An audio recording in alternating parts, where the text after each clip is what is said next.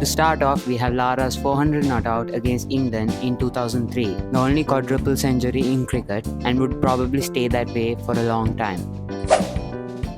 Next, we have Rohit Sharma's 3 double centuries and highest ever score in ODI cricket. The first one came against Australia in 2013. The second was his massive 264 of 173 against Sri Lanka, and as of now, the third was also against Sri Lanka.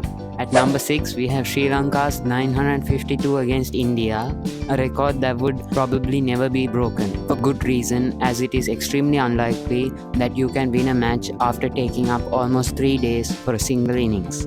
However, this match is still one to be remembered, being one of the best performances by Sri Lanka against a quality bowling lineup, with Jayasuriya scoring 340 and Mahanama with a double century.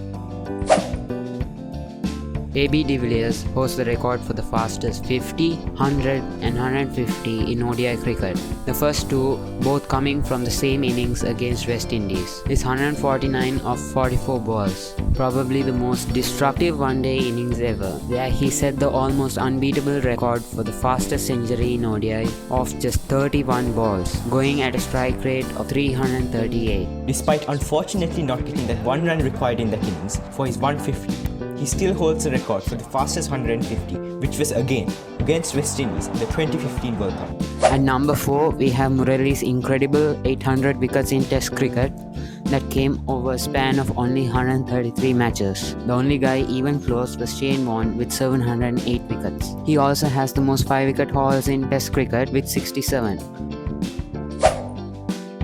Australia's 21-match win streak in ODIs, with Ricky Ponting as captain and an almost formidable batting and bowling lineup containing Adam Gilchrist, Andrew Symonds, Brett Lee and Glenn McGrath.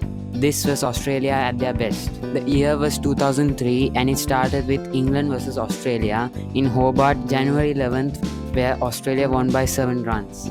Then they played 4 more matches before the 2003 World Cup, where they ended up winning every single match including the final.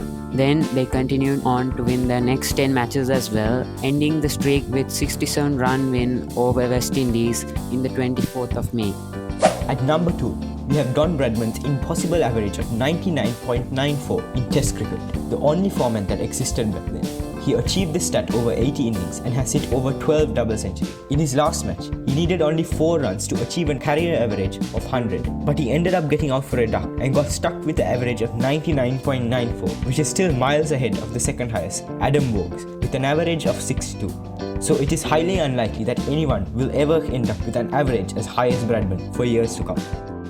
And finally, at number 1, it will have to be Sachin Tendulkar's record for the most centuries in international cricket. Tendulkar has scored a total of 100 centuries in all formats throughout his career, including 51 centuries in Tests and 49 centuries in ODIs. He also has over 18,000 runs in ODI cricket and many other records. But the most prominent and unbreakable would have to be his 100 centuries. Even Virat Kohli, the only current player who even has a chance of passing Tendulkar, is still over 30 centuries away from beating his record. Therefore, we can safely say that this is one of the hardest cricket records to break, apart from Don Bradman's average.